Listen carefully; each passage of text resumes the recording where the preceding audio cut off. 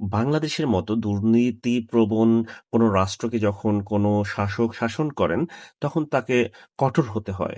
সেই কঠোর হতে পারছেন কিনা বাংলাদেশের বর্তমান প্রধানমন্ত্রী জনাব তারেক রহমান, আমার কাছে সেটা প্রশ্নবিদ্ধ। তিনি বাংলাদেশের যেই এখন রাজধানী আছেন, সেই রাজধানী থেকে অটোরিকশা নামক যেই জঞ্জাল ক্যান্সারকে বলে আমি উল্লেখ করব, সেই মেগাসিটির ক্যান্সারকে তিনি উপড়ে ফেলতে পারছেন না। তিনি বাংলাদেশের শাসন ব্যবস্থা, সন্ত্রাসী এবং মাদকদ্রব্য কিভাবে নির্মূল করবেন, সেটা আমার কাছে এখন বিরাট প্রশ্নের শামিল।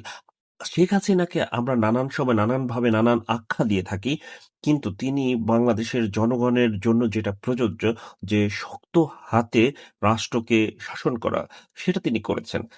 দেশে দুর্নীতি হয়েছে, দেশে মানুষের নিরাপত্তা ছিল না, সেটা অন্য পারপাস। কিন্তু কেউ বলতে পারবে না যে কোনো অপরাধী নির্ভয়ে অপরাধ করেছে, যেটা এখন বর্তমান সময়ের একদম অহরহ ব্যাপার।